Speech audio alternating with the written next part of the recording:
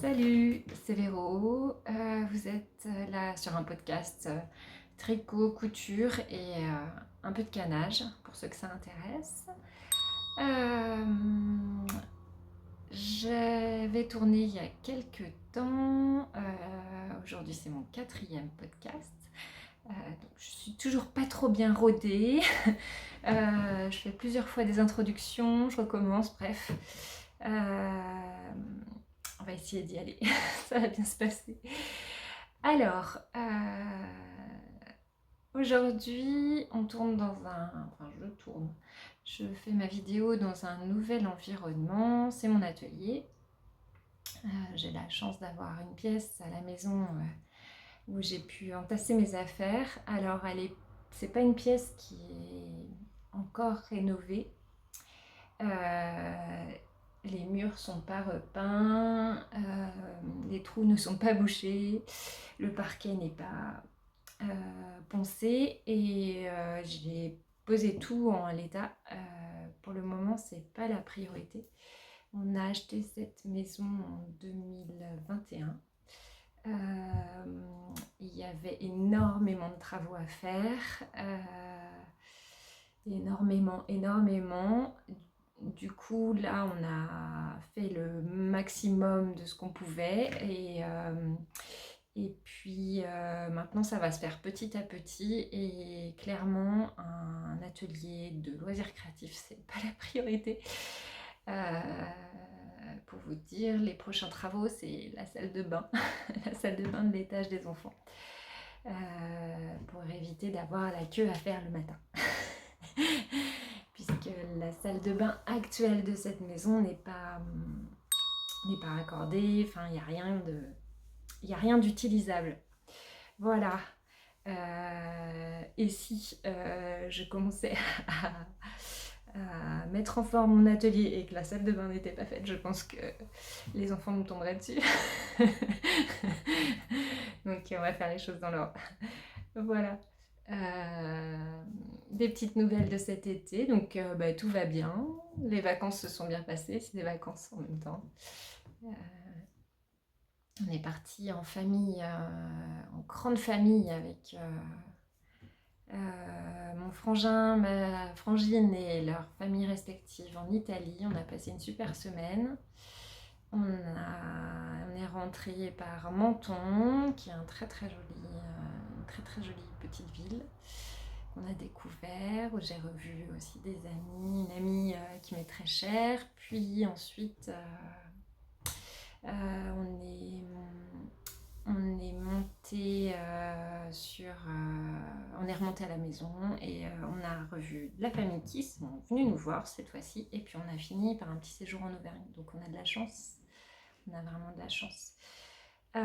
J'aurais bien aimé tourner un petit peu plus tôt puisque les enfants sont partis en vacances chez les grands-parents, donc ça fait 2 semaines qu'on est en amoureux, mais le temps ne le permet pas. Ici dans les Monts du Lyonnais, on a très chaud. Ça montait jusqu'à 49 en plein soleil et à la maison on avait du mal à maintenir le frais, donc les volets étaient complètement fermés, donc on vivait un peu dans le noir. Et aujourd'hui, Marie me disait que nous allions diminuer en 2 jours de moins 10 degrés. Donc ça se sent déjà ce matin. mon atelier, j'ai pu laisser les fenêtres ouvertes et finalement il se met à pleuvoir. Donc j'étais gênée par le soleil avant, je pouvais pas tourner et là il manque de soleil, on n'est jamais content. Mais bon, la pluie va faire du bien, donc j'espère qu'il va pleuvoir un peu et puis que ça va remplir les réservoirs. Voilà pour les petites nouvelles d'actu. On a profité aussi avec mon conjoint d'un petit week-end tous les deux pour aller en montagne, marcher. Ça nous a fait le plus grand bien et j'ai pu tricoter un petit peu pendant toutes ces vacances et tous ces temps de pause. Et je vais pouvoir vous montrer tout ça. J'ai cousu un petit peu, pas mal d'accessoires. Je vais pouvoir vous montrer ça aussi. Et puis je vous montrerai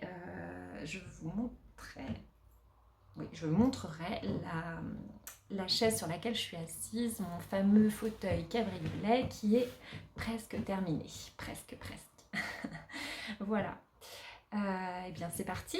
On commence par Allez, on commence par la couture ou on commence par le tricot? Je sais pas. Allez, on va commencer par le tricot parce que je n'ai que 2 choses à vous présenter et ça sera un peu rapide. Voilà.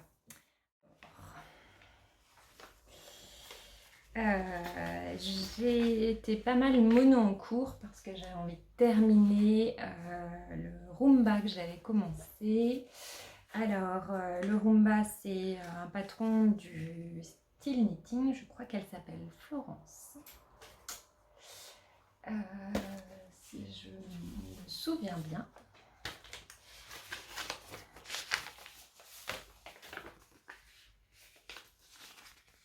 Voilà. Alors, vous allez tout voir à l'envers. Je remettrai les informations dans la barre d'infos.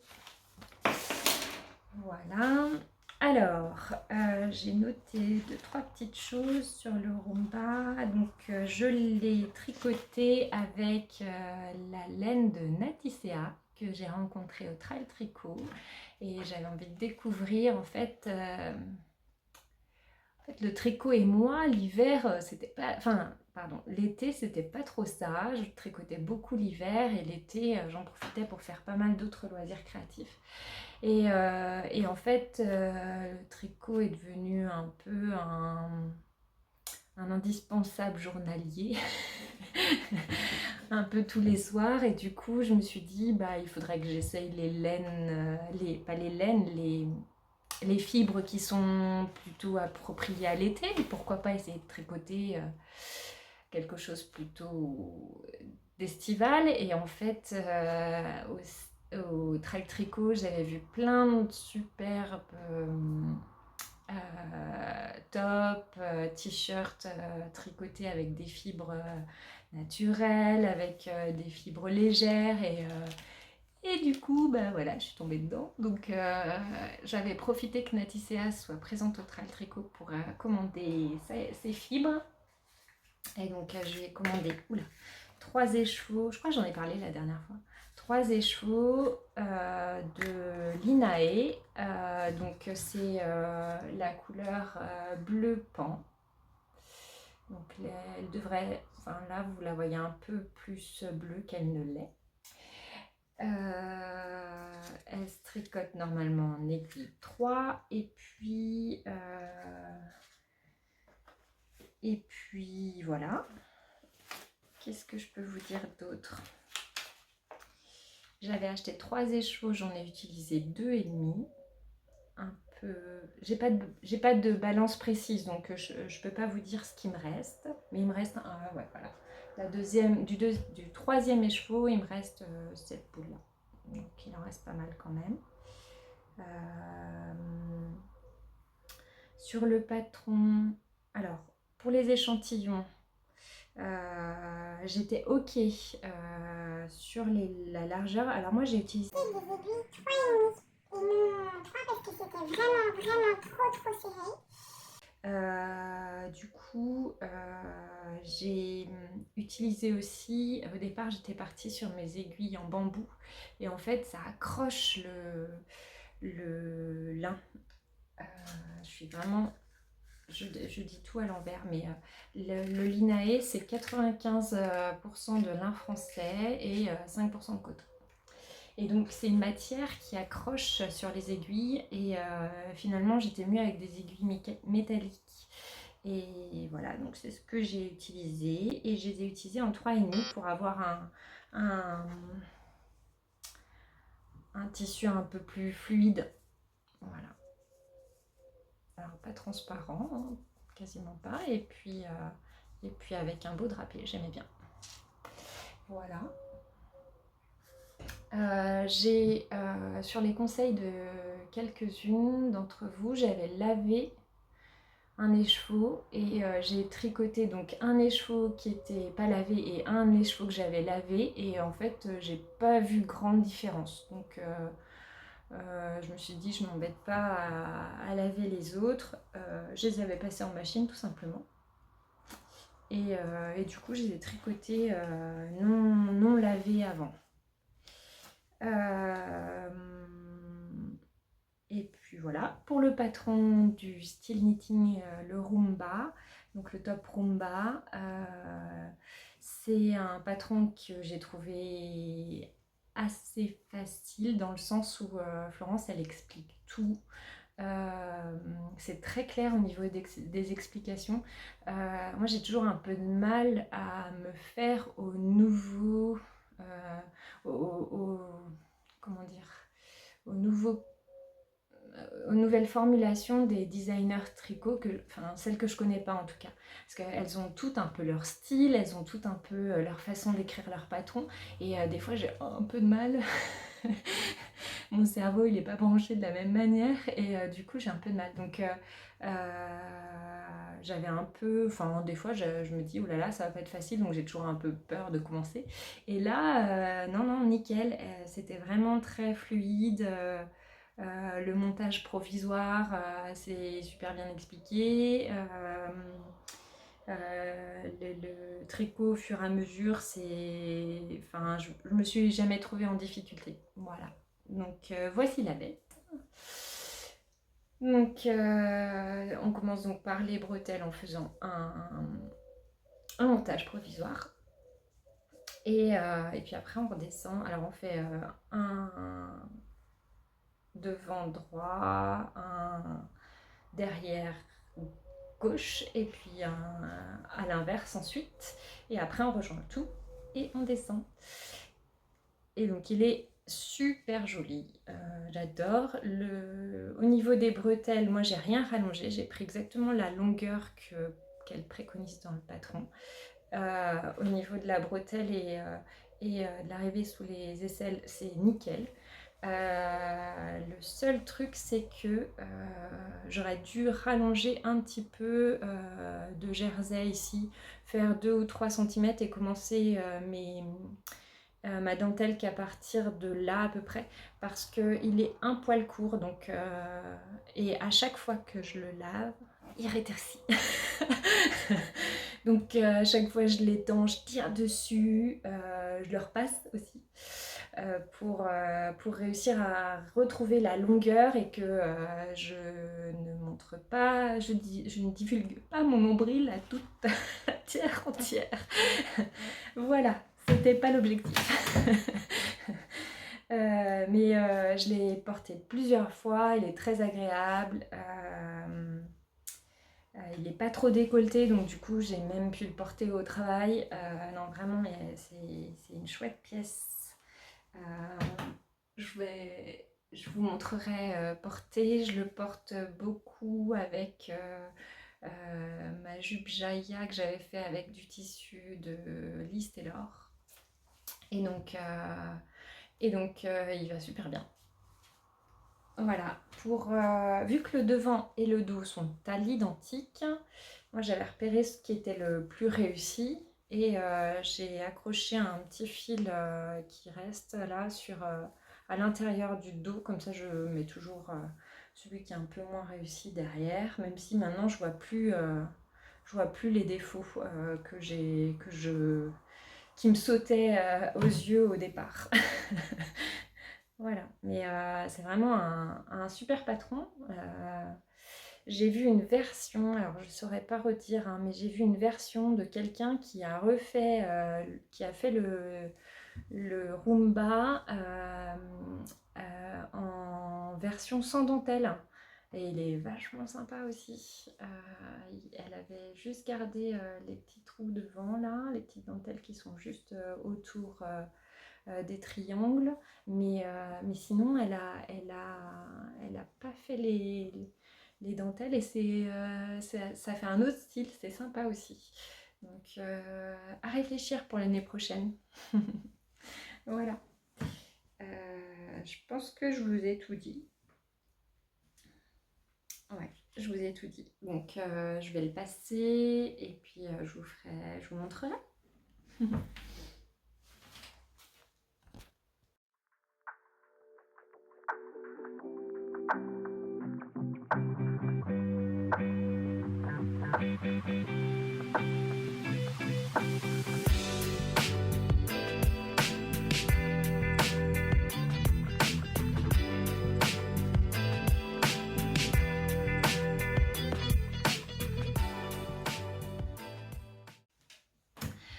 Alors, ensuite, je vais vous parler de mon encours, du seul encours que j'ai en ce moment, parce que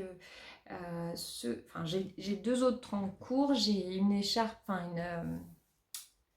un châle dont je vous avais parlé la dernière fois, mais je n'ai pas encore détricoté, je n'ai pas encore préparé ma laine pour le retricoter.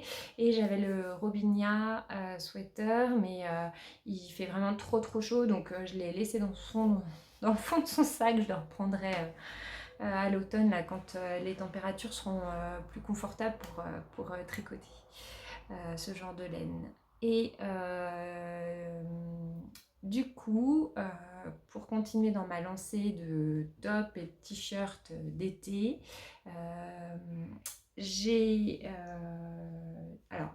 rencontré Aurélie, qui est ariégeoise et qui tient un instant chez moi dans le sud de la France, et je l'avais rencontrée au trail. Je lui avais acheté une paire d'aiguilles qui m'avait bien aidée pour les chaussettes craie. D'ailleurs, il n'y en a qu'une encore, hein. La deuxième, elle n'est pas entamée. J'avais bien aimé ces aiguilles, et pour mon top Roomba, vu que mes seules aiguilles en bambou qui allaient bien au niveau de la... Je crois que c'était du 3,5, hein, je vous ai dit du 3,5 tout à l'heure. J'avais demandé à Aurélie si elle avait des aiguilles métalliques en 3,5 pour le top Roomba. Et donc elle m'a envoyé ça, et pour compléter ma commande, je voulais essayer la laine dont elle m'avait parlé au Trail Tricot, qui s'appelle la Biobalance, qui est à un petit prix très abordable. Elle me l'a envoyé avec un joli petit marqueur, je l'ai laissé là pour l'instant. J'avais envie d'essayer cette laine. Alors la Biobalance, c'est 55% de laine et 45% de coton, donc c'est chaud sans l'être, enfin un peu moins. Et donc je me suis dit, il ne faut pas un top avec cette laine là, plutôt un format t-shirt. Et au Trail Tricot, j'avais vu le t-shirt de Cécile, que font mes mains, et son t-shirt avec, donc c'est le top Emma de Marguenet, et avec une jolie dentelle sur le haut des épaules. Et du coup, je me suis dit, ça fera le chouette combo. Alors, pour cette laine, au départ, j'aurais aimé un autre coloris, et elle n'avait pas, Aurélie, et je me suis dit, en fait, le gilet que j'ai tricoté, que je mets le plus, c'est quand même mon gilet noir, donc je peux essayer de me rabattre sur une couleur noire. Et donc j'ai pris de la Biobalance de BC Garn noir, mais vous savez, il y a des noirs noirs, et il y avait des noirs un peu moins noirs. Et donc si vous cherchez un noir, il ne faut pas prendre celui de BC Garn. En tout cas pas de la Biobalance BC Garn. Il est quand même il tourne un peu vers le noir un peu blanchi, vous voyez. Donc moi ça ne me dérange pas, ça ira très bien, mais si je vais vous chercher je vais aller vous chercher je reviens. Si je vais vous chercher mon gilet coquille qui est un noir profond et c'était une laine que j'avais trouvée à la droguerie de Lyon. Et je ne sais pas si on va voir bien les différences, mais mon gilet coquille, c'est un noir profond qui délave pas. Et là, le BioBalance, il tire un petit peu vers le blanc. On ne voit pas trop là finalement.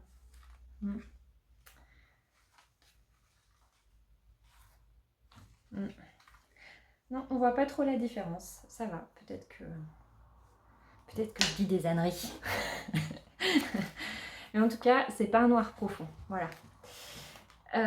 J'en étais où? Alors, le t-shirt Emma de Marguenet. Marguenet Design. Donc c'est Marianne Munier qui fait ce design, qui va proposer ce design. Alors, nouvelle designer encore, donc Véro, il fallait qu'elle remette le cerveau d'aplomb pour cette nouvelle lecture de patron. Et là, j'avoue que... Alors, les premières lignes, je me dépatouille. Je me suis dépatouillée.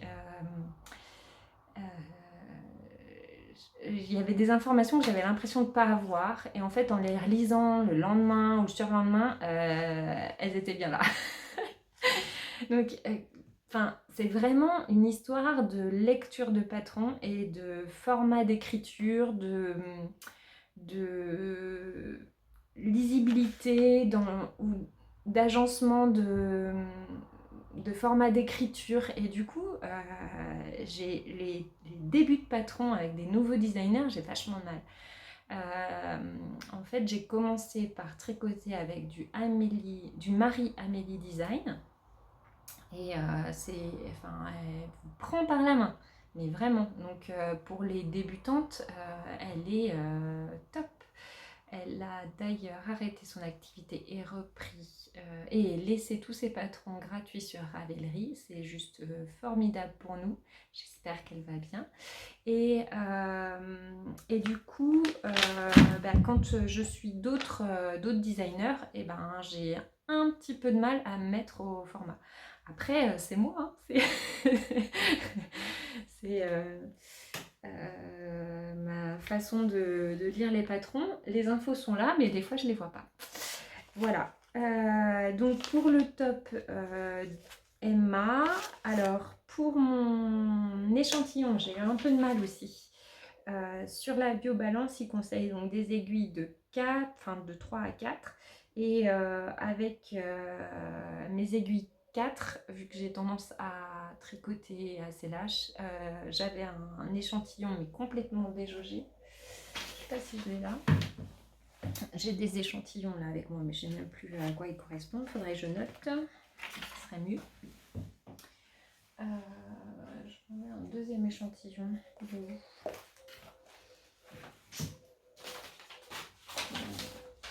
Je l'ai perdu en route. C'est pas bien grave. Du coup, l'aiguille 4, trop déjaugée, ça allait pas, on voyait à travers le tissu, enfin vraiment. Donc je me suis dit, bah non. En 3, là par contre, c'était au niveau de l'échantillon, je l'avais pas du tout. Elle demande 22 mailles et 32 rangs au niveau des centimètres et j'ai été loin du compte. Par contre, je préférais un peu le tissu. Et donc, du coup, j'ai fait entre les deux, j'ai fait du 3,5. Donc, on voit que c'est un peu... voilà, le tissu est un peu plus transparent, par exemple, que le Roomba, hein, clairement.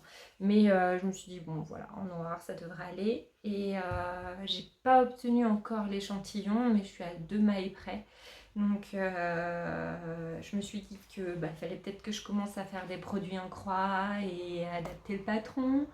Mais vu que j'ai jamais fait ça, et en relisant le patron de Marguenet, en fait il est quand même assez... c'est un top assez large. Donc je me suis dit, bon je reste sur ma taille et puis on verra bien. Donc j'ai pris une taille 2. Pourquoi j'ai pris taille 2? J'avais mis mes mesures.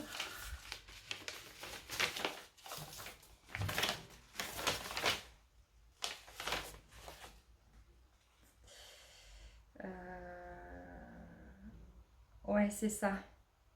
Le tour de buste, la taille 2, ça correspond à un 118 cm. Et l'aisance positive préconisée, c'est 20 cm. Donc c'est beaucoup.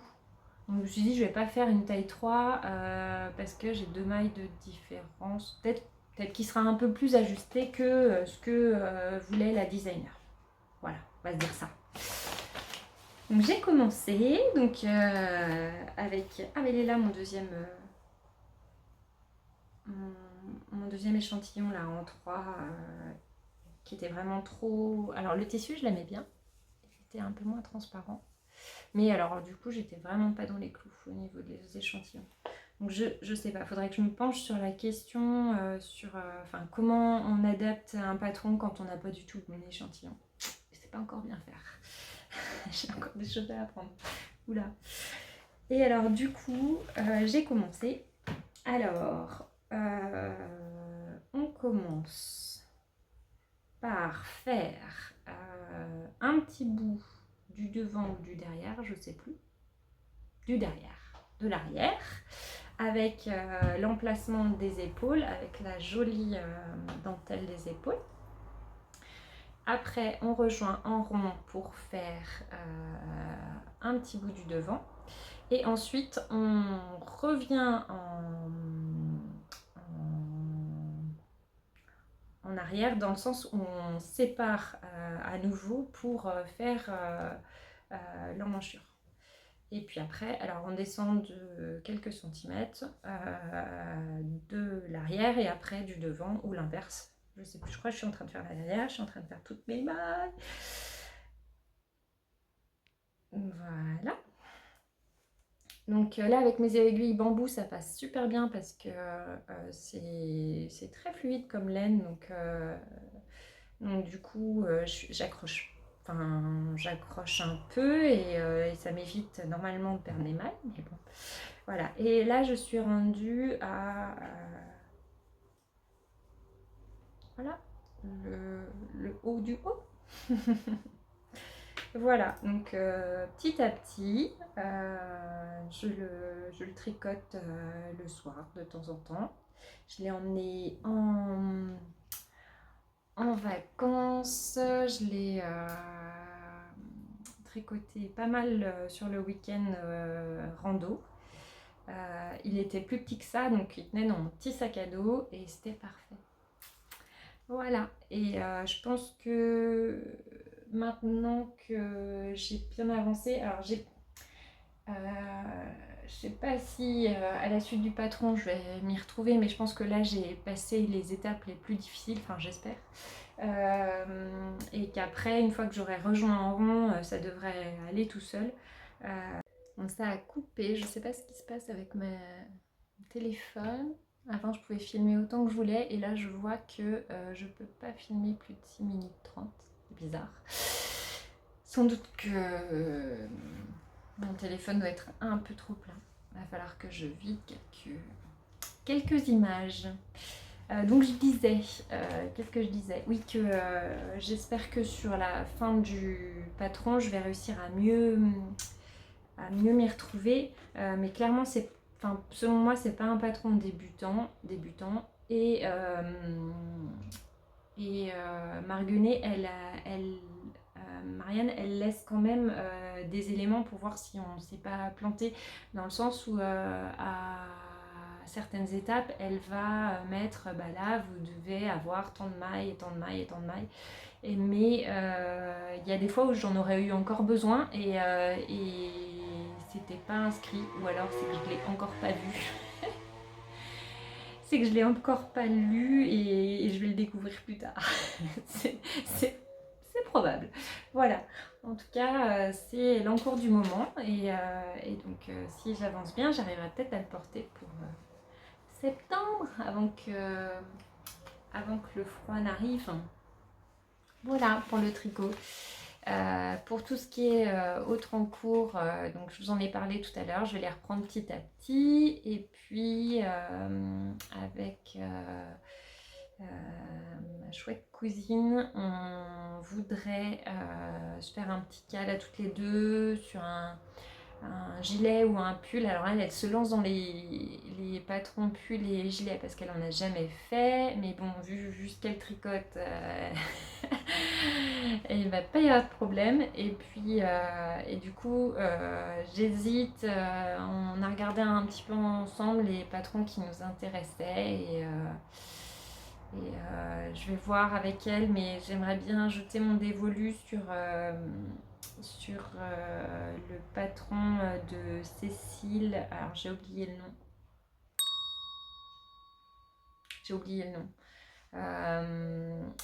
Le dernier patron qu'elle a retransformé en gilet, et au départ c'était un pull, je crois.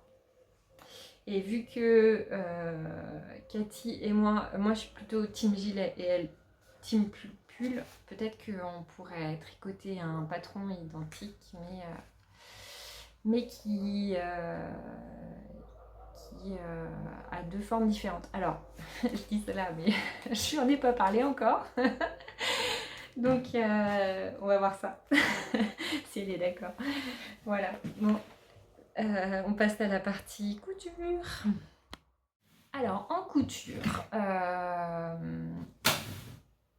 j'ai commencé par coudre des accessoires. Parce que pour partir en vacances, j'avais ma vieille banane que j'avais cousue il y a peut-être 1 an et demi, 2 ans. C'est une banane que j'avais cousue avec le patron de M comme Monkey, de M comme Marie. Donc j'ai cousu pas mal de bananes que j'ai offert à mes sœurs à ma sœur et mes 3 belles-sœurs à un Noël.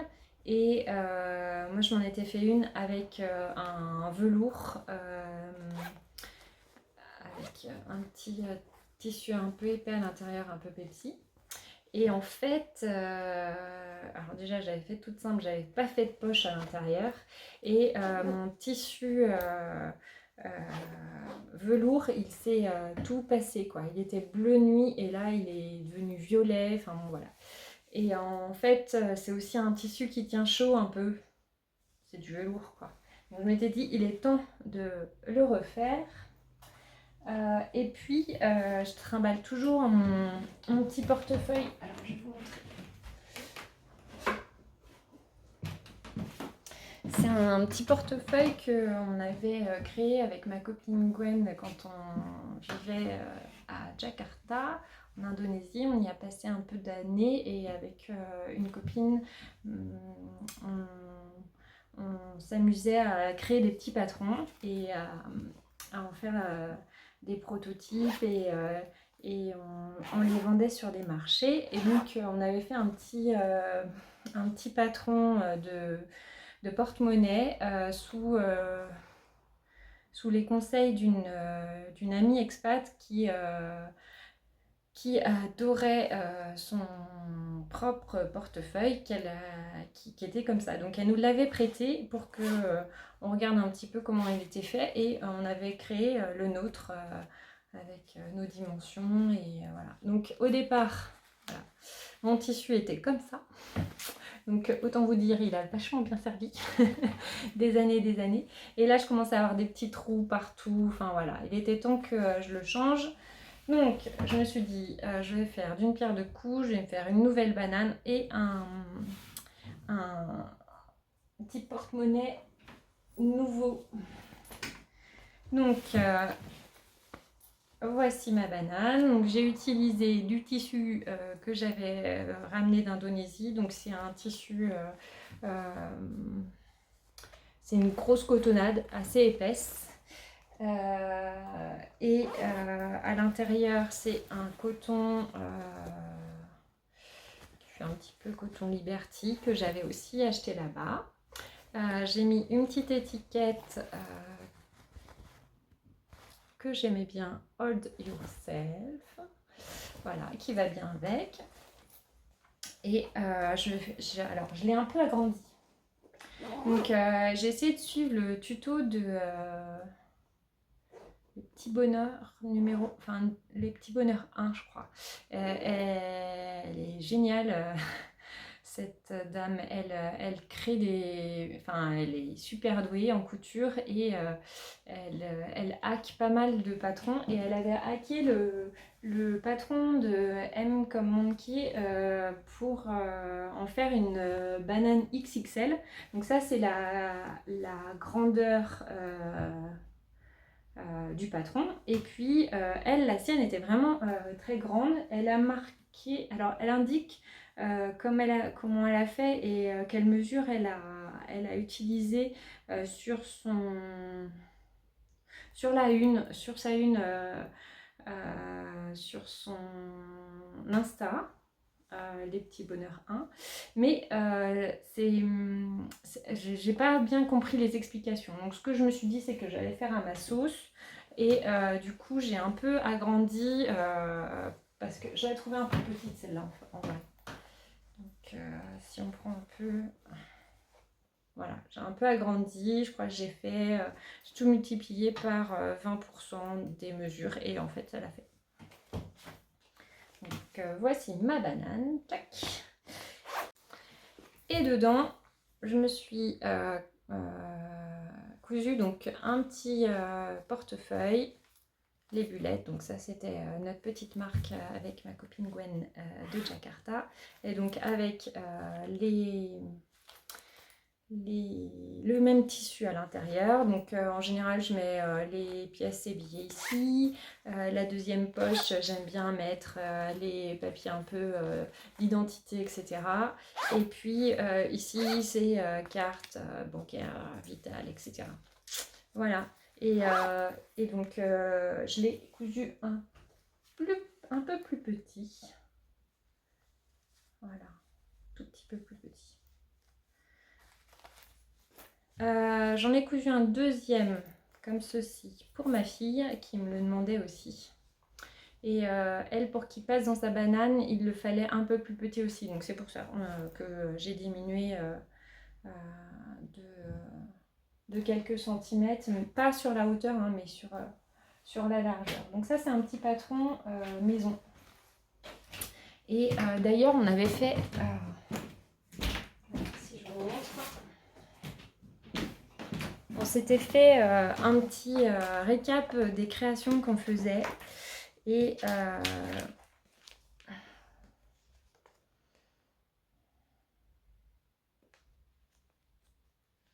on l'a appelé la pochette 3 zips, c'est ça. Voilà. Donc du coup, on s'était fait un petit récap, comme un petit livre de nos créations. On avait plein de choses. Hein. On faisait beaucoup de produits, d'objets green. Hein, parce qu'en Indonésie, clairement, le plastique, c'est juste terrible. Donc, en fait, il y avait une demande aussi. Et on faisait pas mal de petites choses. Donc, du coup, c'était fait des petites fiches de récap. Et voilà, on s'en était fait pas mal, des petites pochettes 3 zips. Et elles plaisaient bien. Voilà. C'est tout simple. Hein. C'est tout simple, tout simple. Voilà pour la première cousette.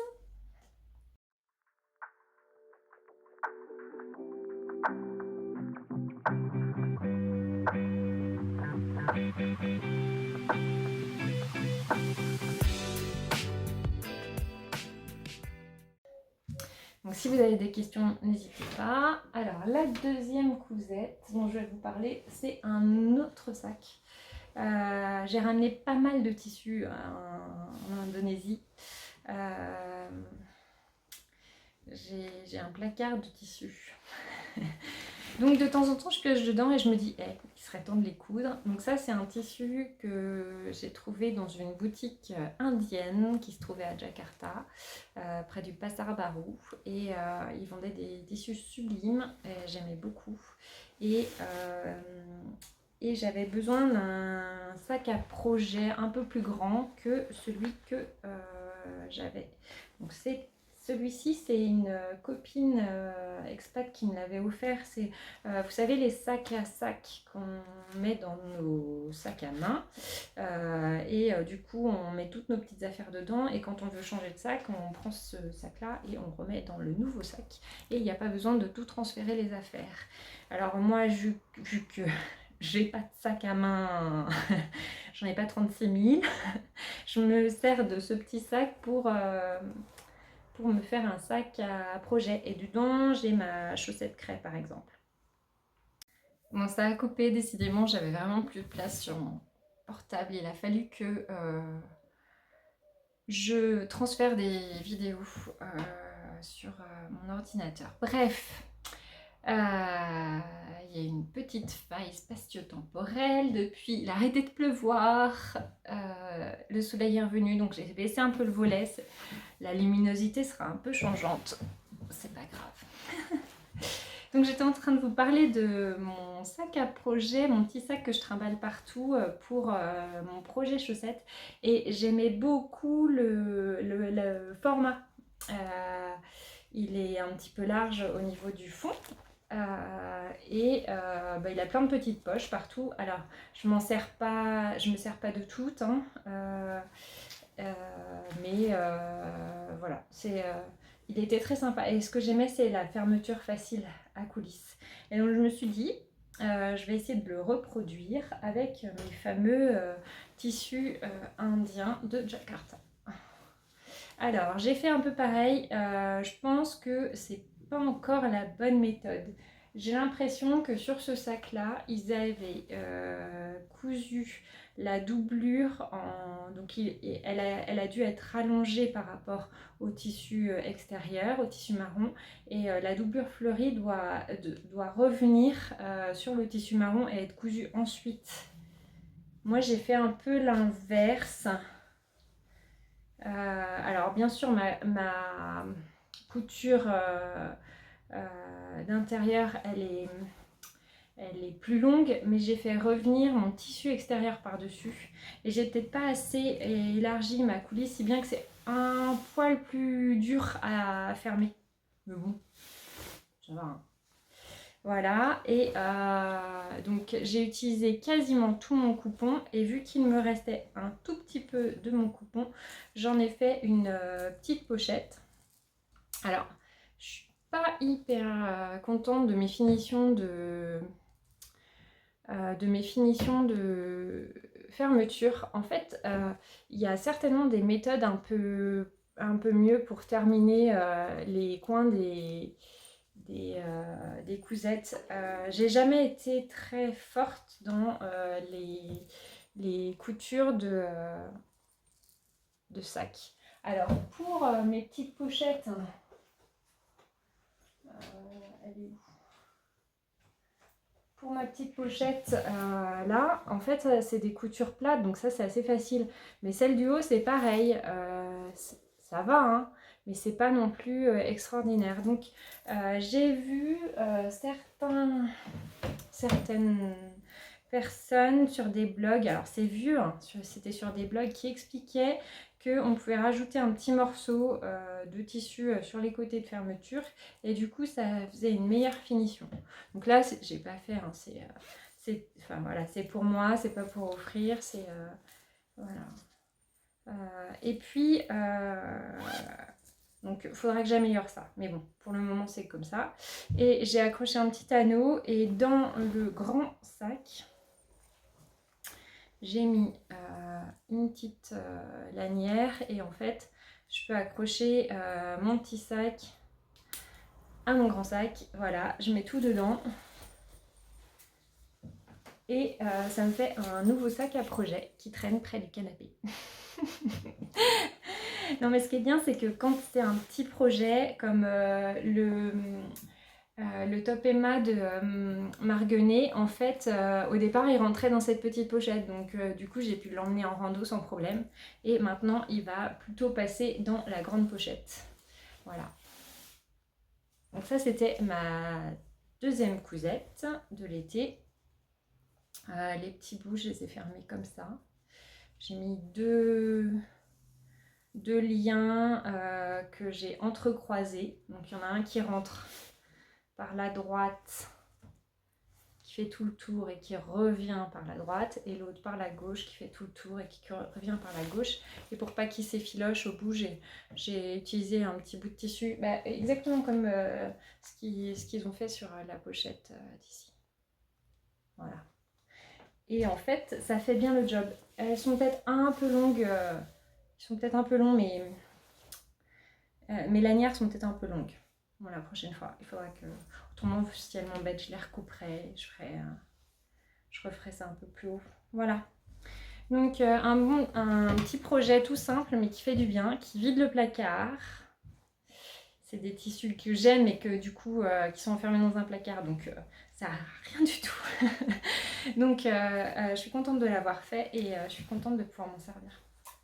Voilà pour le petit projet accessoire.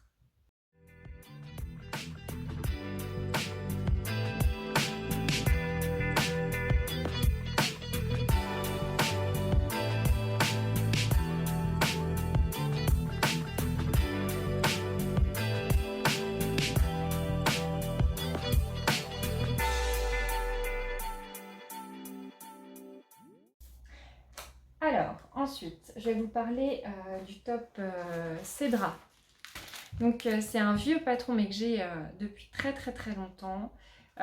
C'est le Caraco Cédra, et c'était à l'époque où Maison Fauve s'appelait Dessine-moi un patron.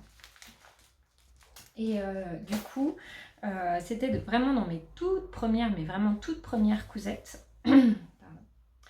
Et je m'étais fait le top Cédra avec pareil des petits tissus indonésiens, puisque je crois que j'étais en Indonésie à l'époque quand je l'ai fait. Et donc je m'étais fait ce petit top que j'aimais beaucoup, tout doublé. Voilà. Donc il était un peu épais, un peu chaud. Et ce qui n'allait pas du tout, c'est que mes pinces arrivaient très haut par rapport à ma poitrine. Voilà. Donc je l'ai porté quand même pas mal. Et dernièrement, voilà, le tissu il est un peu passé et en plus je l'ai bien taché. Du coup, j'ose plus le mettre. Et puis avec ces pinces qui sont trop hautes, quand on fait un petit peu plus de couture aguerrie, voilà. Je t'ai dit, il est temps de refaire ce top, tu l'aimes bien, voilà, c'est un patron où je m'étais dit que j'avais juste à... Je me fouette avec les couettes. J'avais juste à adapter mes... Ça y est, j'ai oublié le nom. Oui, mes pinces poitrine, ça y est, j'ai retrouvé. Donc j'avais juste à adapter mes pinces poitrine et les descendre selon moi. Enfin voilà, c'était ce que j'avais dans l'idée. Et à l'époque, quand je l'avais fait, je l'avais tout doublé et je l'avais cousu en bas ensemble. Enfin, j'avais cousu les deux tissus en bas ensemble. Le tissu du dessous avait tendance à remonter. Bon. Comme si en fait ce tissu-là avait tendance à rétrécir au lavage et pas l'autre, et donc du coup ça faisait que ça remontait en dessous. Ça ne me gênait pas, mais je m'étais dit ce qui serait peut-être mieux dans ce patron, plutôt que d'en faire un top complètement réversible en fait, ce qui serait peut-être mieux dans ce patron, c'est que je fasse la doublure que jusqu'en dessous la poitrine, et du coup je puisse terminer bien, faire les finitions correctement du patron, du caraco, sans avoir deux tissus d'épaisseur sur le ventre et le dos, et avoir moins chaud, quoi. Donc c'était mon objectif. Voilà. Donc, le voilà. C'est un tissu que j'ai trouvé à Coupon. C'est une petite boutique qui a sur Lyon. On achète du tissu qui est racheté de stock de grands magasins qui sont des invendus en fait. Enfin ça c'est il me semble. Et donc c'est le caraco que j'ai fait. Alors mes pinces poitrine, je les avais descendues trop bas du coup. Une fois trop haute, une fois trop basse. Donc là du coup j'ai tout démonté, je les ai remontées. Mais bon, je suis pas... En fait c'est un peu un fail ce caraco. Comme je vous ai dit, la doublure, je l'ai coupée en dessous de la poitrine comme ça, et ben j'ai pas deux épaisseurs de tissu sur tout le caraco, donc normalement il est censé être moins chaud, et bon voilà. Et en fait, je le trouve un poil petit. Il aurait fallu que je fasse une taille plus grande. Pourtant, j'ai pas trop changé de mensuration entre les deux. Enfin, mais bon, peut-être que voilà. Au niveau poitrine, je me sens un peu engoncée. Et surtout, vous savez, il y a des tissus pour lesquels ça colle, vous transpirez. Il en fait partie. Oh. Je pensais pas, parce qu'il est assez fluide, il est léger, il est frais, et en fait, je pensais pas que je serais pas à l'aise dedans, mais en fait, c'est un tissu qui, dès qu'on a un petit peu chaud, il vous colle à la peau. Moi, il me fait transpirer, et je suis vite pas bien dedans. Alors, peut-être que si il était vraiment à ma taille, donc une taille au-dessus, ça irait mieux, mais là, vu qu'en plus, il est un peu serré, je suis pas méga à l'aise dedans. Donc voilà, c'est une cousette que j'ai dû porter une demi-journée. Donc c'est pas terrible. Donc il me reste beaucoup de tissu parce que j'avais au moins 3 mètres de ce coupon là. Donc soit je réessaye en me disant voilà, essaie Véro d'en refaire un plus grand, en mettant la pince poitrine pile où il faut. Ou alors, eh bien, je me fais une jupe du reste du tissu. Parce qu'il m'en reste quand même pas mal. Donc, si je me fais une jupe, je pense que ça colle moins. On transpire moins dans une jupe que dans un haut qui est trop près du corps. Enfin, voilà, c'est ma réflexion du moment. En tout cas, c'est pas une cousette. Enfin, c'est pas une couture que je vais beaucoup porter, je le sens. En plus, je pourrais me dire que je peux le mettre en dessous un gilet ou un peu plus tard, là, quand la saison sera bien avancée et que l'automne commencera. Mais en fait, avec les nouettes, ces petites nouettes là que j'aime bien faire, mais elles vont bien quand on n'a rien à mettre par-dessus. Mais dès qu'on a des gilets ou un petit pull à passer par-dessus ce genre de caraco avec des nouettes, et ben c'est gênant. Donc, je vais même pas pouvoir trop le porter pour l'après-saison. Bref, ça arrive, c'est comme ça. Est-ce que je retente l'expérience avec une taille au-dessus? J'aimerais bien quand même, parce que celui-ci, je l'ai quand même pas mal porté, même s'il n'y avait rien calé. Mais bon, voilà, on verra. Affaire à suivre.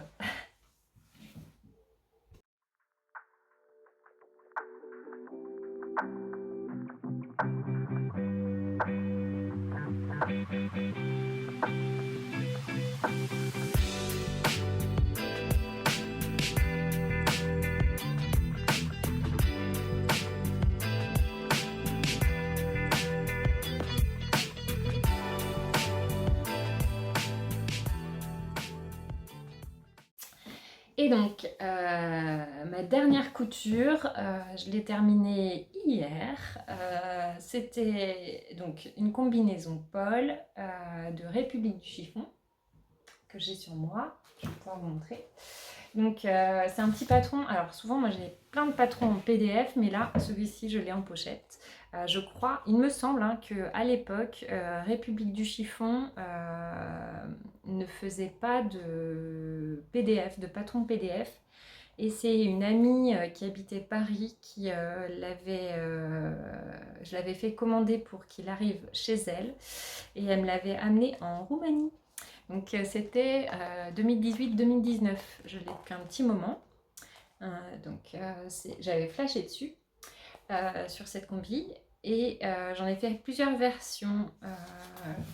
Donc une toute première, comme le modèle, rose comme le modèle.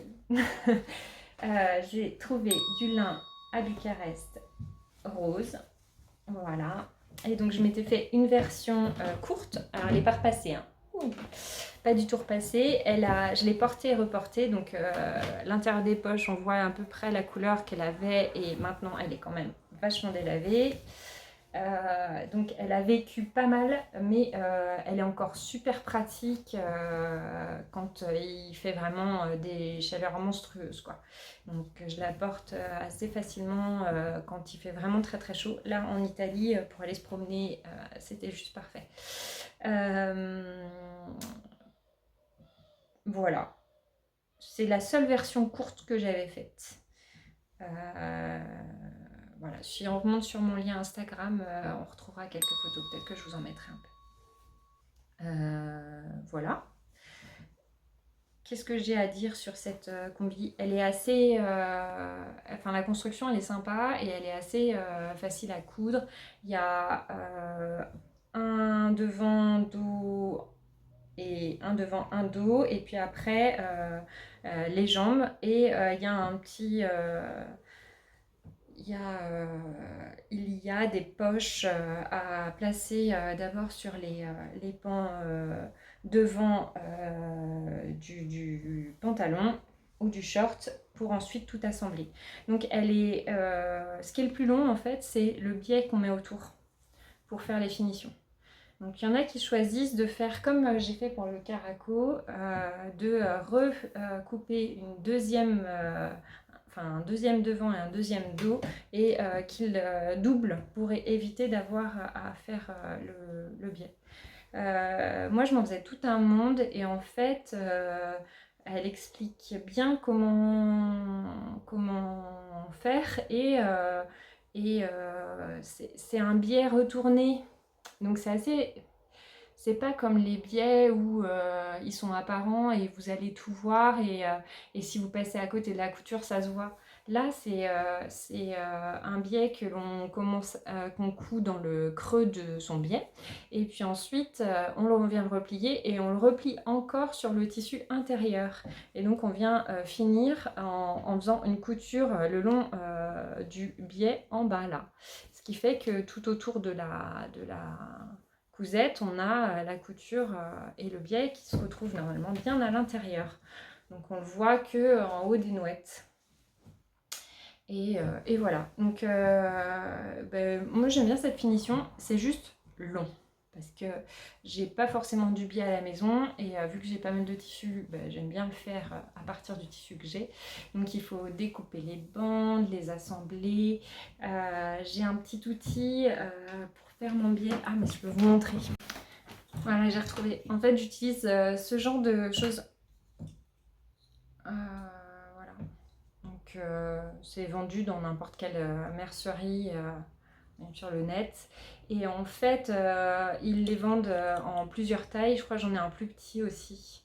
Et en fonction des tailles, ils vous font, ça fait faire des billets. Donc celui-ci c'est 18 mm, celui-ci c'est 12. Et donc une fois que... Alors, je peux vous montrer. Alors, c'est ma petite boîte à billets. Donc, quand vous avez votre biais qui est découpé, donc suivant la largeur de votre biais final, vous allez couper 3, 4 ou 5 cm. Vous venez l'enfiler dans ce petit outil.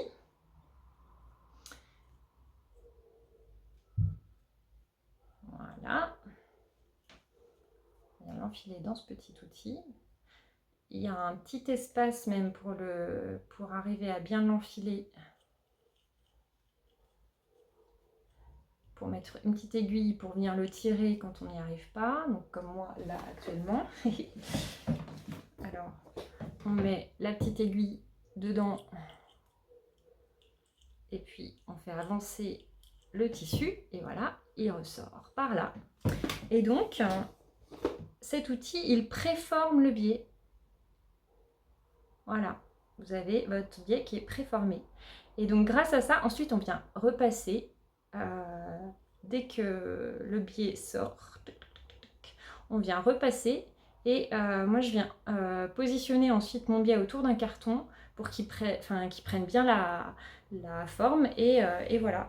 Et c'est comme ça que je fais mes petits biais. Alors voilà, ça prend un peu de temps, mais du coup, j'en ai pas mal qui sont déjà prêts. Et par exemple, c'est celui-ci qui m'a servi hier. Je vais vous en parler après. Et donc, ces petits outils-là, ça m'a quand même sauvé la mise parce que quand on fait son billet soi-même avec le fer à repasser, on a tendance à se brûler les doigts. Et donc, j'en avais marre de me brûler les doigts et franchement, ça aide bien ça. Voilà, une petite astuce de couturière. Et le biais fait avec nos chutes de tissu, bah voilà, ça coûte rien. C'est pratique. Voilà, donc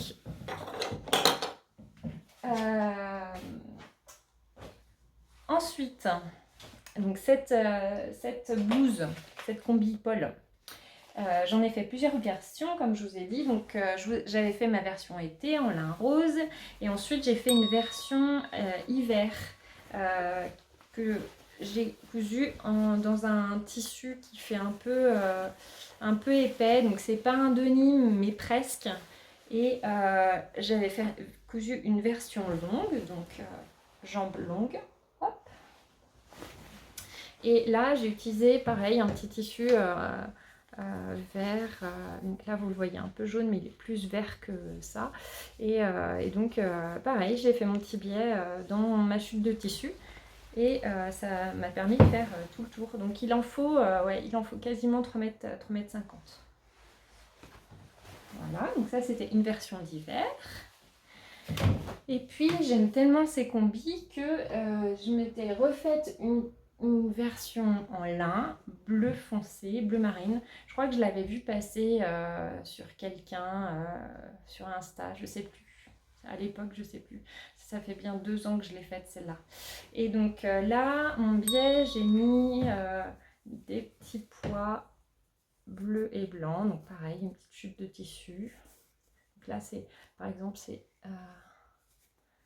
des petites coutures entre les morceaux de tissu du biais. Ça se voit pas. Voilà. Et donc cette petite version, je m'étais même amusée à faire l'intérieur des poches du même tissu que mon biais. Et finalement, j'aimais bien parce que ça tient.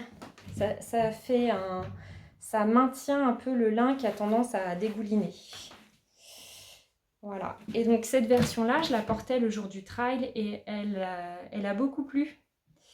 C'est vrai que quand je porte cette version de lin par rapport à ma version rose fade là, et ben du coup le rose fade me va beaucoup moins bien. On a des couleurs, la colorimétrie qui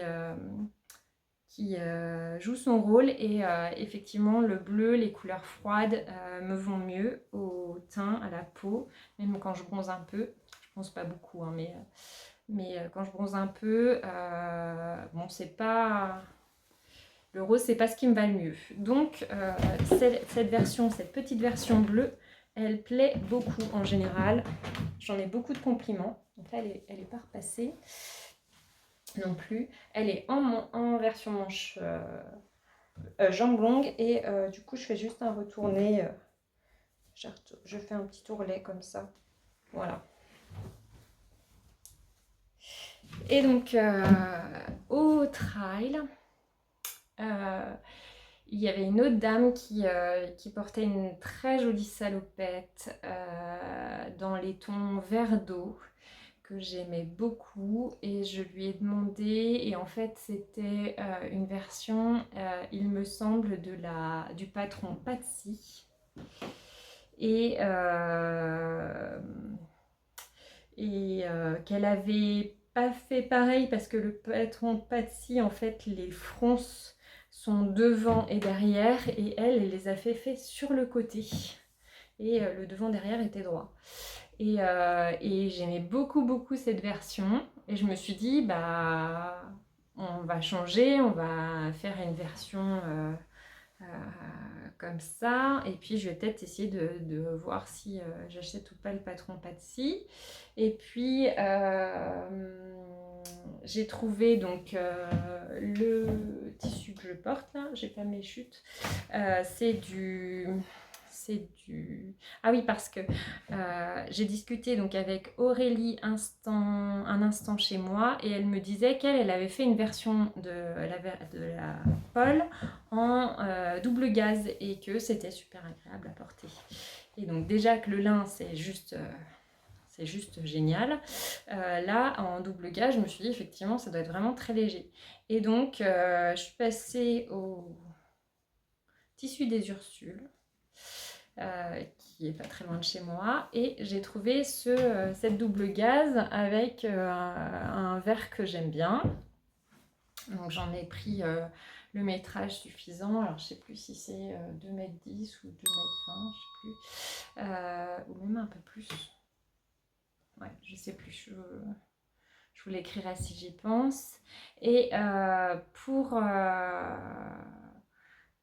en me disant que voilà, soit je refaisais une version Paul, puisque j'ai déjà le patron, qu'il est déjà découpé, que c'est hyper pratique, enfin voilà. Soit je m'achète le patron Patsy et puis je l'adapte mais ça veut dire version PDF, impression, collage.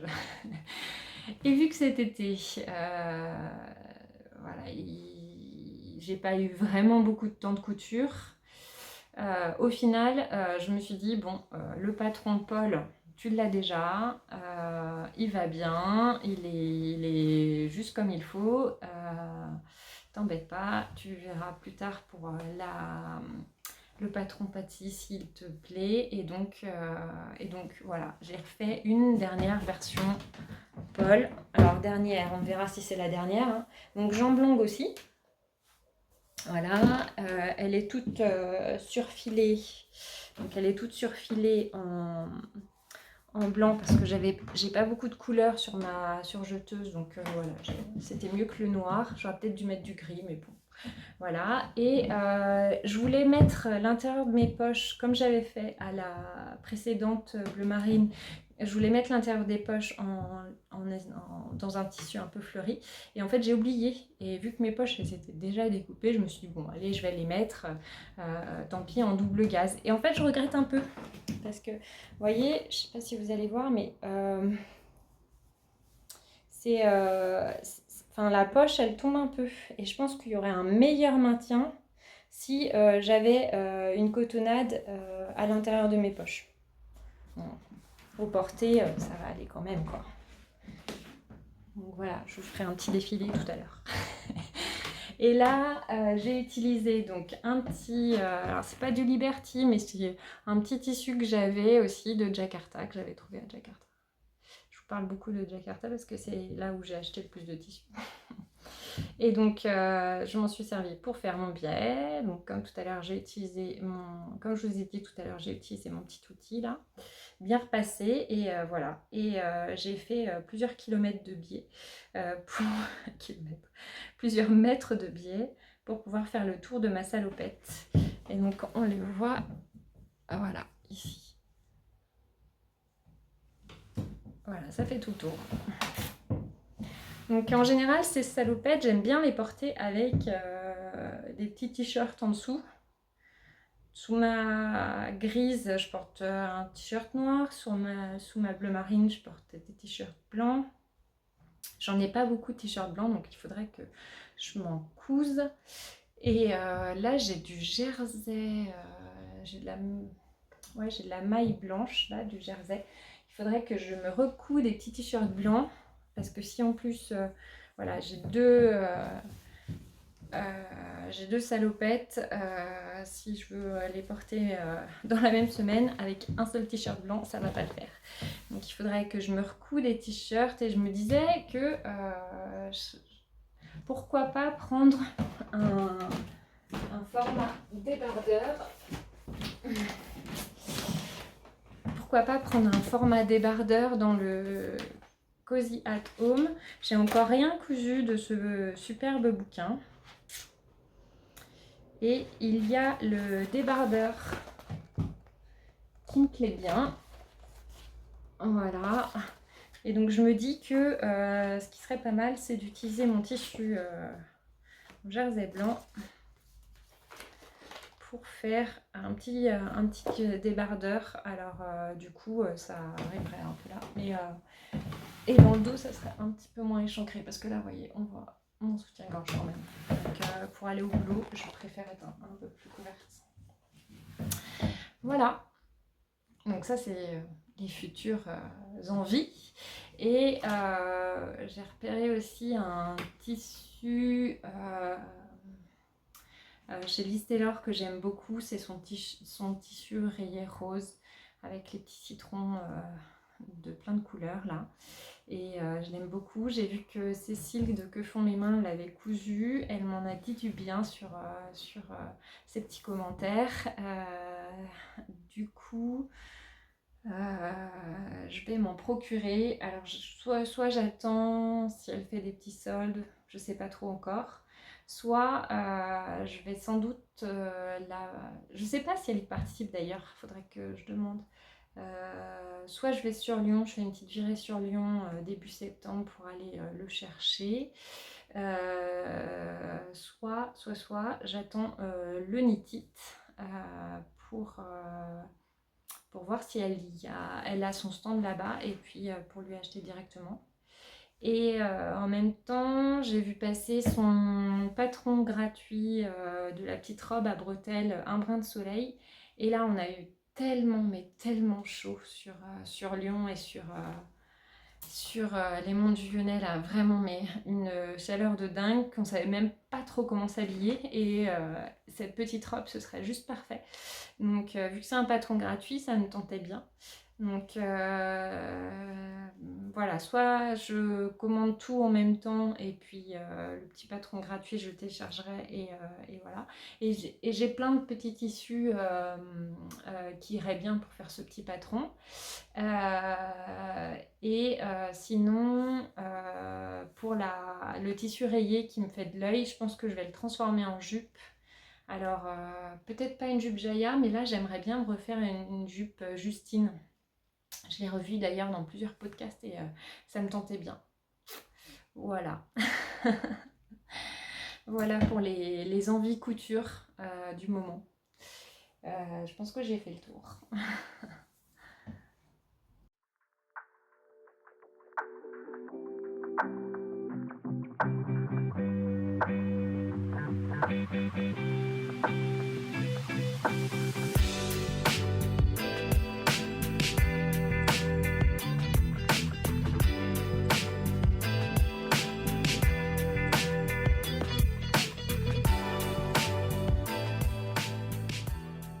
Alors là, je vais vous parler canage.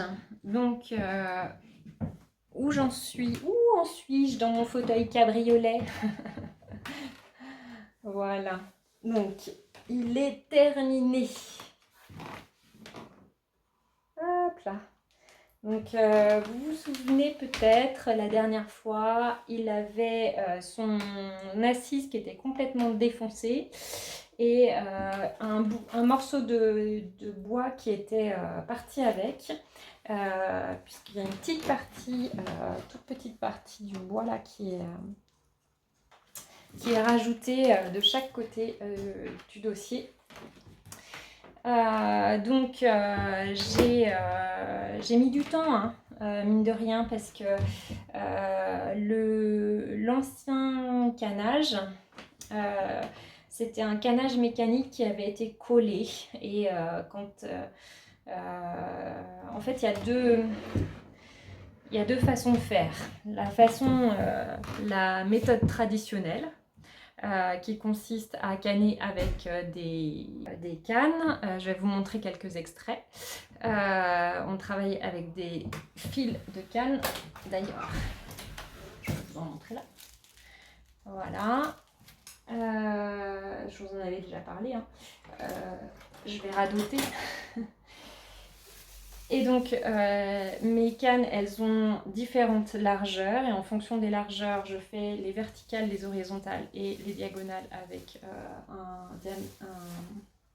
une largeur un peu plus épaisse. Et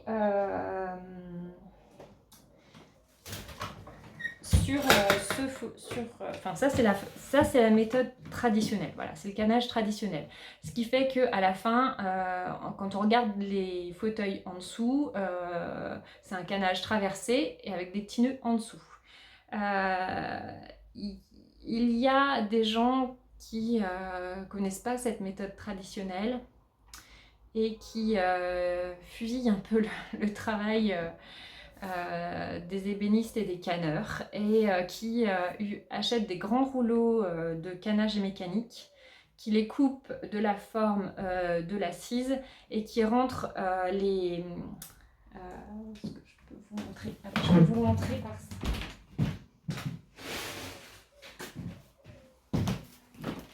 J'ai gardé la vieille assise. Et donc voilà, il coupe la forme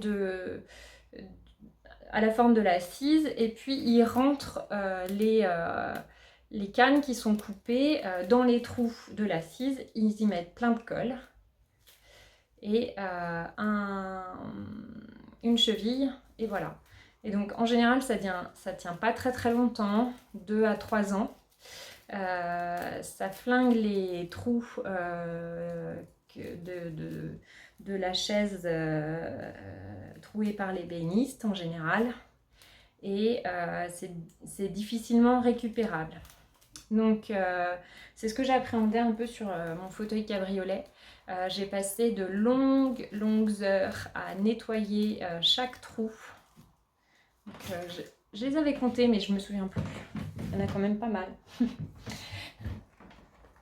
Voilà. Donc chaque trou, je passais de longues heures à nettoyer chaque trou, à les vider de chaque petit morceau de canne qui est collé à l'intérieur du trou. Donc j'y vais avec une perceuse. Il faut que je sois prudente parce qu'il ne faut pas que j'abîme l'assise, il ne faut pas que j'agrandisse les trous. Enfin voilà, c'est un travail qui était assez long, un peu fastidieux, et il arrive qu'il y ait des chaises qu'on n'arrive pas à récupérer tellement ces gens font du sale travail, du sale boulot, quoi. Donc, il faut savoir qu'un canage mécanique collé à l'arrache, parfois même agrafé en dessous, enfin bon, ça fait un carnage et ça dure à peine 2 ou 3 ans, enfin même pas. Il y en a qui cassent très vite et ça tient pas, quoi, à force de s'asseoir. Alors qu'un canage traditionnel, quand il est fait dans les règles de l'art, il a 30 ans de vie. Voilà. Du coup, après avoir nettoyé ma chaise, j'ai passé quelques heures à canner. L'assise, elle est quand même pas mal grande et il y a pas mal de trous, donc il faudrait que je mesure le temps que je passe à faire tout ce canage, parce que là j'ai pas trop une notion du temps. J'ai beaucoup découpé mes sessions canage parce que j'avais peu de temps à accorder au canage cet été, et donc je faisais 1 heure par-ci par-là. Et donc j'ai eu l'impression que ça traînait en longueur, et habituellement en une semaine, quand j'ai 2 jours de repos dans la semaine, j'arrive à bien avancer. Et là, avec les vacances et tout, donc ce projet il était un poil long, quoi. Il n'est pas terminé complètement. Je ne savais pas trop au niveau des finitions ce qu'il fallait que je fasse. Est-ce qu'il fallait que je termine par une cheville que je mettrai dans chacun des trous pour bien maintenir mes cannes, ou est-ce que je faisais une couture? Et en fait j'ai demandé à ma copine canneuse Béné, les ateliers de Jubert, qui est sur Viroflay et qui a un nouvel atelier sur Paris. Et du coup, elle me disait que vu que sur mon dossier, j'avais une couture déjà, alors, on va la voir un peu là. Alors c'est un peu entre les deux, quoi. C'est une couture qui est maintenue avec des chevilles aussi. Mais elle me disait que vu que j'avais une couture sur le dossier, il valait mieux que je fasse une couture également sur le pourtour de mon siège. Même si j'ai pas de feuillure. Donc il me reste ma couture à poser tout autour. Et ensuite, ce que je voudrais faire, c'est teindre l'assise. Puisque la canne, quand elle est neuve, elle est très claire. Elle se patine avec le temps. Donc je vais essayer de teindre l'assise pour réussir à avoir la couleur à peu près, la même couleur que le dossier. Pour que ce soit homogène et joli. Et ensuite, je pourrais la rendre à ses propriétaires. Voilà, voilà. Mon fauteuil cabriolet. Et quand j'aurai terminé celui-ci, alors je vais vous montrer. Et donc, quand j'aurai terminé celui-ci, je voudrais faire cela. Donc, j'en ai deux. C'est une collègue qui me les a confiés. Donc pareil, le canage est complètement crevé sur celui-ci et sur l'autre, le canage a été remplacé par du raffia noué. Autant vous dire que ça n'a pas tenu beaucoup, quoi. Je ne sais pas comment s'appelle ce style de chaise. Donc je vais faire mes petites recherches. Et puis je vous dirai la prochaine fois. Et là, il s'agit déjà d'enlever ce vieux canage. Donc là, il y a bien les nœuds en dessous. Le seul hic, c'est que le peintre qui a peint ces chaises, ensuite a peint tous les nœuds qui sont dessus. Donc j'espère que ça va pas trop colmater et coller le canage et qu'il ne sera pas trop compliqué à enlever. Et donc l'idée c'est qu'une fois qu'il soit nettoyé, je fasse quelques réparations et soit je le fais sabler pour qu'il soit poncé, tout bien propre, soit je le ponce moi-même si j'ai du temps. Ça c'est une autre paire de manches. Le temps. Voilà, donc j'en ai deux à faire. Elle m'a confié ces deux jolis fauteuils. Voilà, donc ce sont mes prochains canages. Voilà. J'ai suivi le podcast de Agathe Power que j'aime beaucoup. J'aime beaucoup la suivre. Je l'ai regardée tout cet été. Elle a sorti pas mal de vidéos. Elle a pensé à ceux qui partaient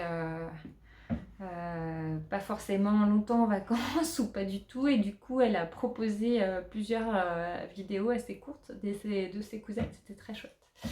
Et en fin de ces épisodes, sur un des épisodes, elle a parlé des jeux de société auxquels elle jouait avec ses enfants. Et je trouvais que c'était une chouette idée. J'avais déjà entendu Cécile de Que font mes mains en parler sur certains podcasts. Et d'ailleurs, je vais vous en parler d'un dont elle a parlé aussi. Et je m'étais dit, c'est une bonne idée pour les vacances. Il y en a qui font des sujets sur leur lecture. Moi, je vais vous parler des jeux de société. Je ne sais pas si ça vous intéresse. Voilà. Alors, j'en ai 1, 2, 3, 4 à vous présenter. Donc, le tout premier, c'est The Iceland, qui est un super chouette jeu de plateau qui était conseillé donc par Cécile que font mes mains et avec lequel on a bien joué avec les coussins et mon fils. C'est très sympa comme jeu. Donc, Iceland. Voilà. Un autre qu'on aime particulièrement, c'est le Azul.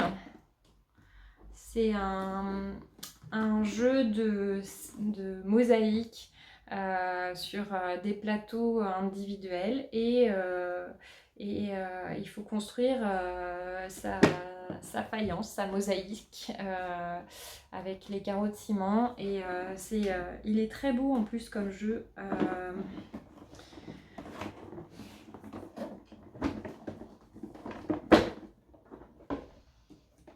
Il est très très chouette. Donc c'est des plateaux qu'on a comme ceci.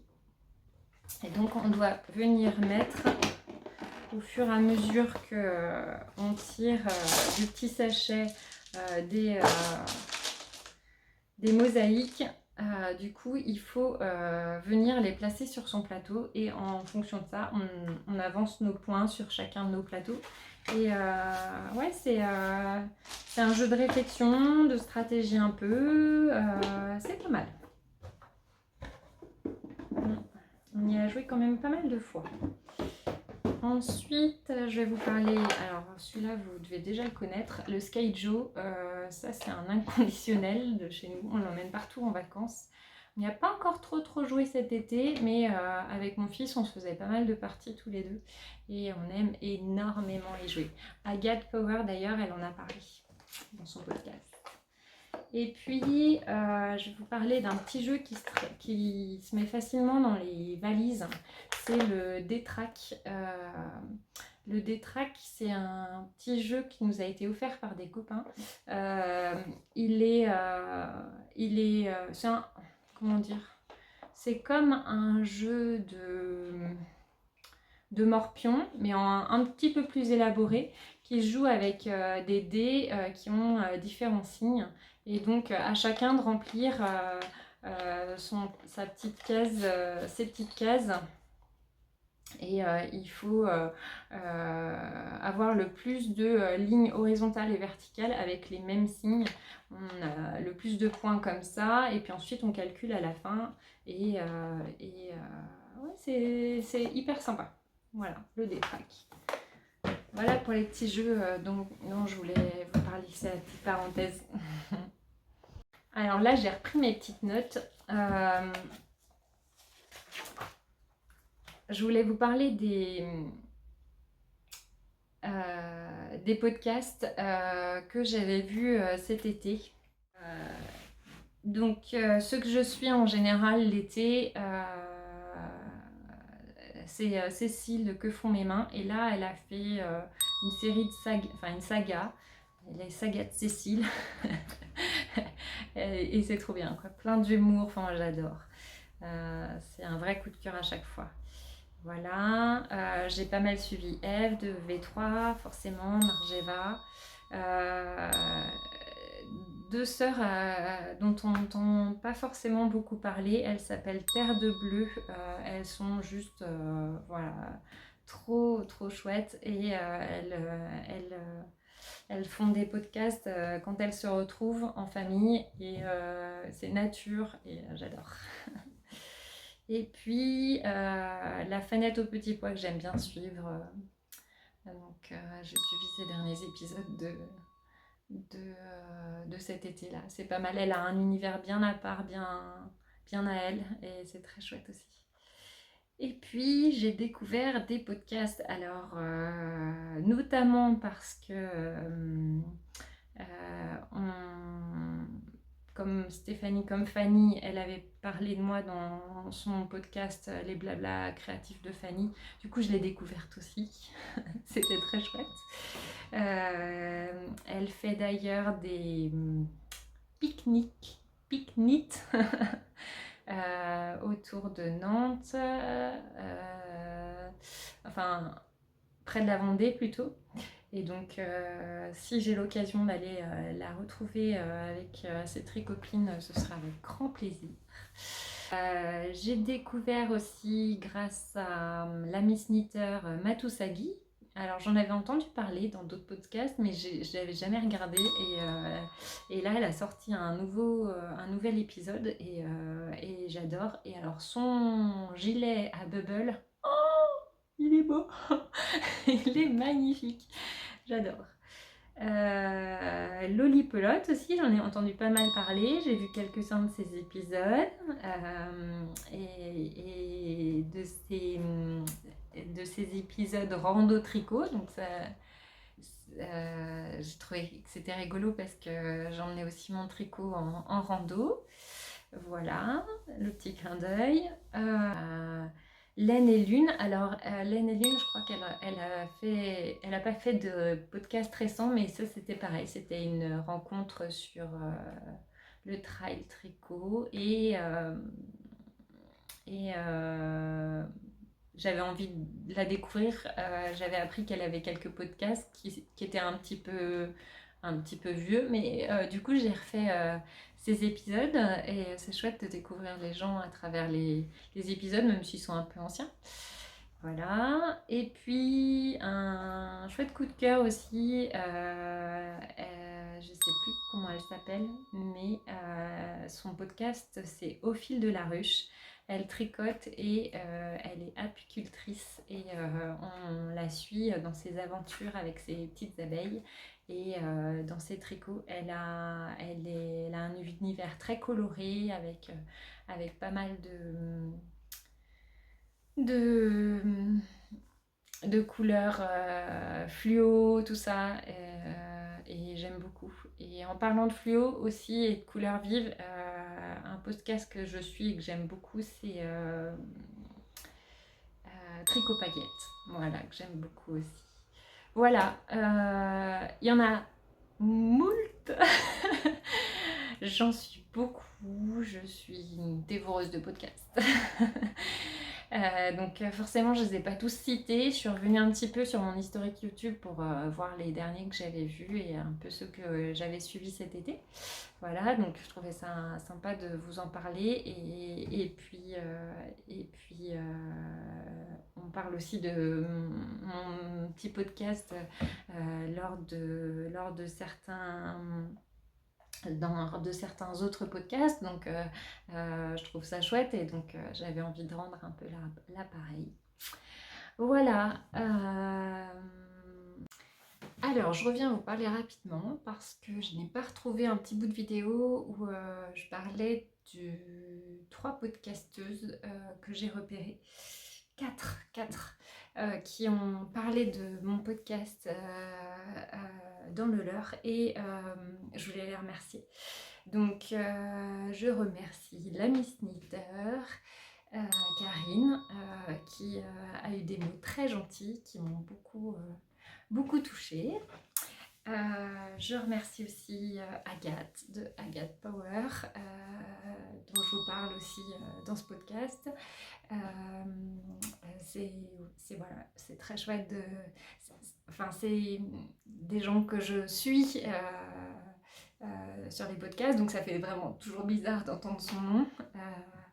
Voilà, donc je voulais les remercier. Et puis je voulais remercier aussi Tricolibri, qui a cité mon podcast il y a un petit moment déjà.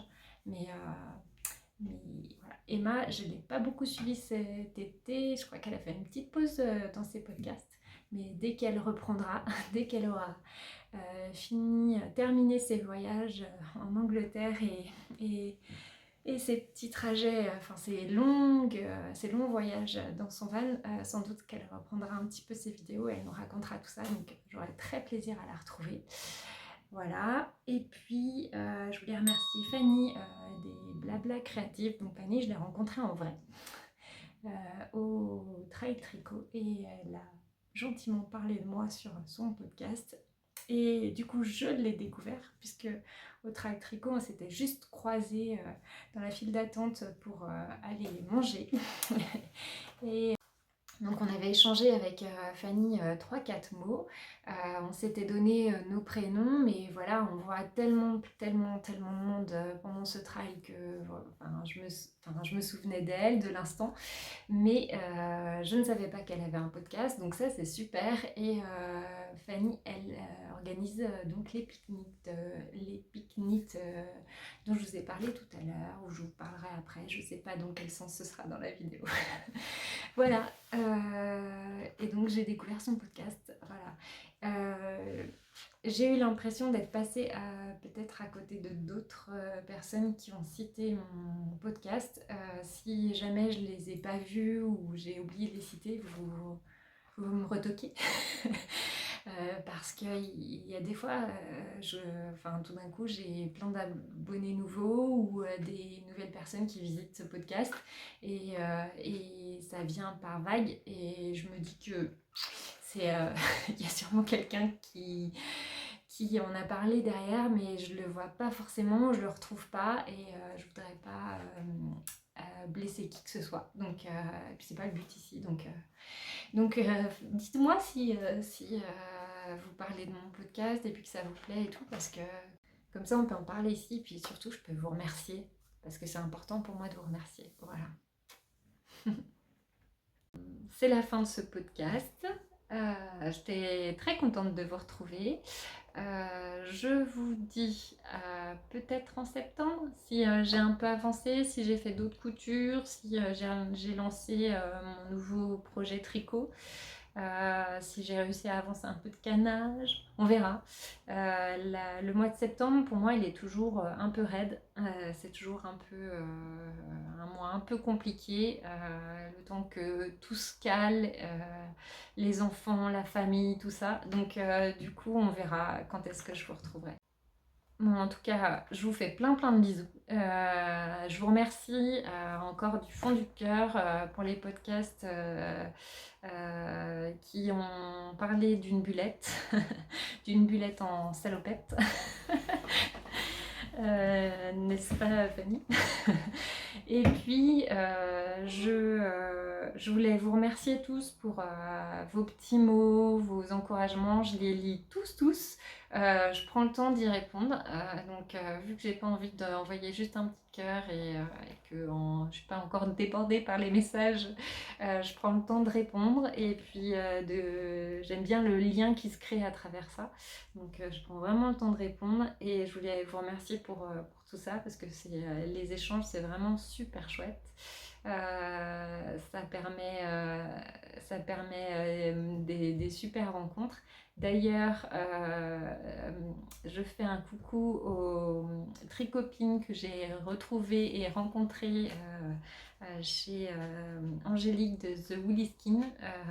C'est Delphine que j'avais rencontrée au Trail Tricot et qui habite pas très loin de chez moi, mais donc bon, elle habite près de Bourgoin, je crois, donc elle est pas tout près, mais du coup elle m'a dit peut-être qu'on aura l'occasion de se trouver lors d'un samedi tricot, d'un tricoté chez Angélique, et je lui ai dit mais oui, avec plaisir. Et donc elle m'a envoyé un petit message et ça a bien matché sur ce samedi-là. J'ai pu y aller et c'était super chouette de découvrir